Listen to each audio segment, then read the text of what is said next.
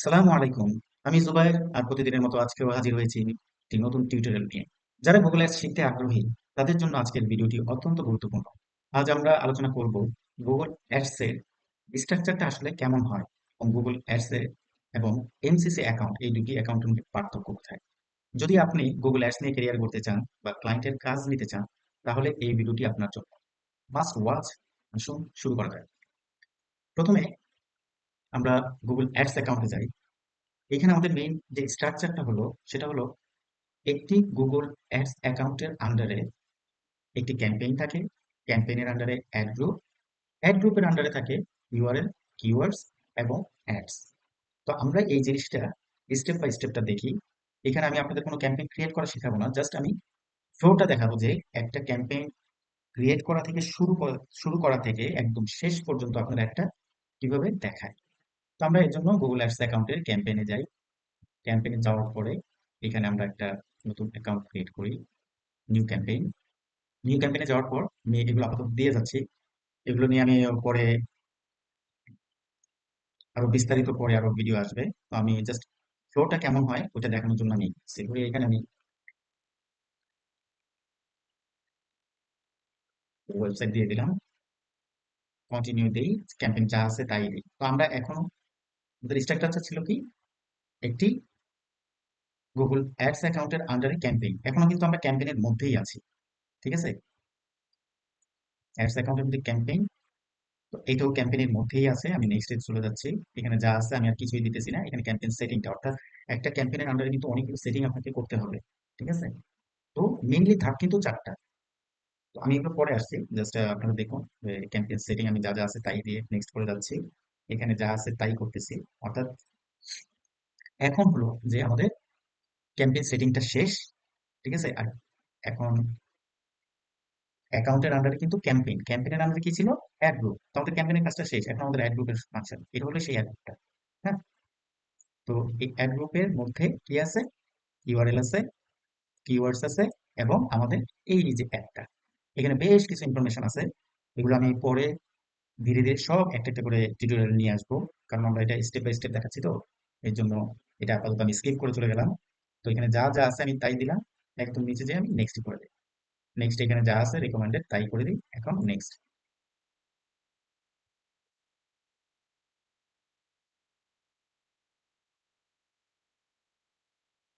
আচ্ছা, আমাদের এখানে বিলিংটা আমরা অ্যাড করি নাই, কার্ডটাও অ্যাড করি নাই, যাই হোক এগুলো যা আছে তাই থাকুক। আমি জাস্ট এখন পাবলিশ ক্যাম্পেইন করে দিই।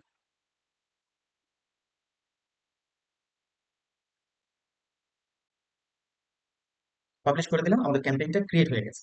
তো এইখানের স্ট্রাকচারটা আমি এটাই দেখালাম যে একদম প্রথম ক্যাম্পেইন ক্রিয়েট থেকে শুরু করে একদম লাস্ট পাবলিশ পর্যন্ত আপনি কোন স্ট্রাকচারটা ফলো করবেন। তো এটা দেখানোর জন্য আমি আবার আপনাদের আরেক একটা ডেমোগ্রাফিতে নিয়ে যাই। ধরেন এইটা একটা ডেমোগ্রাফি, এইগুলো অ্যাকাউন্টের স্ট্রাকচারটা। স্ট্রাকচারটা কি, গুগল অ্যাডস অ্যাকাউন্টের আন্ডারে আপনার ক্যাম্পেইন থাকবে, ঠিক আছে? এই অ্যাডস অ্যাকাউন্ট অবশ্যই আপনার জিমেল দিয়ে ক্রিয়েট করতে হবে। এই ক্যাম্পেইনের আন্ডারে একাধিক অ্যাড গ্রুপ থাকতে পারে। প্রতিটি অ্যাড গ্রুপের মধ্যে ল্যান্ডিং পেজ, কিওয়ার্ড এবং আপনার বিভিন্ন ধরনের অ্যাড থাকবে। তো লেভেল কিন্তু চারটা চারটা স্টেপে আমরা এই কাজটা করে থাকি।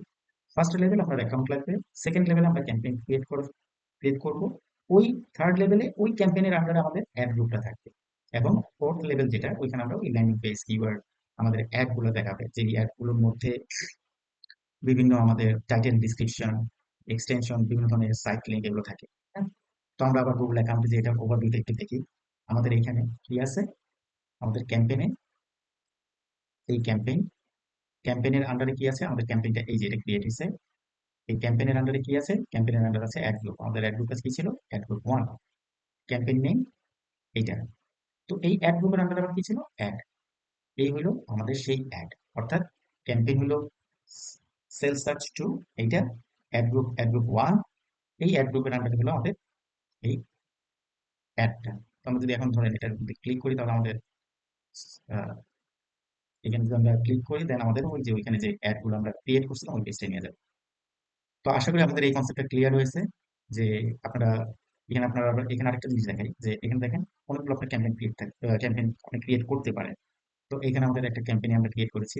এই ক্যাম্পেইন ক্রিয়েট করার পরে এখানে দেখেন আবার অ্যাড গ্রুপস আছে। এখানে আপনার বিভিন্ন ধরনের অ্যাড গ্রুপ থাকতে পারে, ওই অ্যাড গ্রুপে যে পরে আপনি কাস্টমাইজ করতে পারেন। কিওয়ার্ড অ্যাড করতে পারেন, কিওয়ার্ড বাদ দিতে পারেন। ঠিক আছে, এগুলো আমি ধীরে ধীরে নেক্সট ভিডিওতে আসবো। তো এখন আমরা যে জিনিসটা আমি চাচ্ছি সেটা হলো আমি ক্যাম্পেইনে যাই, আমাদের ক্যাম্পেইনে যাই। তো আমাদের এখানে যে জিনিসটা আমি দেখাতে চাচ্ছি যে গুগল অ্যাডস অ্যাকাউন্ট এবং গুগল এমসিসি অ্যাকাউন্ট এটা এক জিনিস না। ঠিক আছে, এমসিসি অ্যাকাউন্টটা কি? এমসিসি অ্যাকাউন্ট হলো একটা ম্যানেজার অ্যাকাউন্ট। ওই ম্যানেজার অ্যাকাউন্টে আপনি বিভিন্ন ধরনের গুগল অ্যাডস অ্যাকাউন্ট হ্যান্ডেল করতে পারেন, ইভেন অন্য ম্যানেজার অ্যাকাউন্টে হ্যান্ডেল করতে পারবেন, কিন্তু আপনি নতুন কোনো ক্যাম্পেইন ওইখানে ক্রিয়েট করতে পারবেন না। কথার কথা যে আমি যদি এখন এমসিসি অ্যাকাউন্ট আপনার দেখাই, এমসিসি অ্যাকাউন্টে যদি আমি যাই,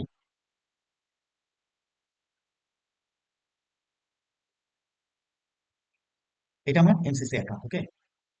আর এটা আমার গুগল অ্যাডস অ্যাকাউন্ট। যখন আমি এই ক্যাম্পেইনে যে যখন এই নতুন একটা ক্যাম্পেইন ক্রিয়েট করব, দেখেন এখানে দেখাচ্ছে নিউ ক্যাম্পেইন। আপনি একটা নতুন ক্যাম্পেইন ক্রিয়েট করতে পারবেন, কিন্তু আপনি যদি এই অ্যাকাউন্টে যে যদি ক্যাম্পেইনে যান, ক্যাম্পেইনে গেলে আপনি এখানে একটা প্লাস আইকন দেখতে পাবেন ঠিকই ক্রিয়েট ক্যাম্পেইনে, কিন্তু আপনি এখানে কোনো ক্যাম্পেইন ক্রিয়েট করতে পারবেন না। সে চাচ্ছে যে কোনো অ্যাকাউন্ট আছে কিনা, অর্থাৎ আপনার এই অ্যাকাউন্টটা যেটা, এই অ্যাকাউন্ট যদি আপনি এই এমসিসি অ্যাকাউন্টকে অ্যাক্সেস দিয়ে থাকেন, তাহলে আপনি ওই অ্যাডস অ্যাকাউন্টের আন্ডারে ক্যাম্পেইন ক্রিয়েট করতে পারবেন। আদারওয়াইজ আপনি কিছু করতে পারবেন না। মেইন ব্যাপারটা হলো এমসিসি অ্যাকাউন্ট দিয়ে আপনি বিভিন্ন ধরনের গুগল অ্যাডস অ্যাকাউন্ট, অন্যান্য অ্যাডস অ্যাকাউন্ট হ্যান্ডেল করতে পারবেন এক জায়গা থেকে।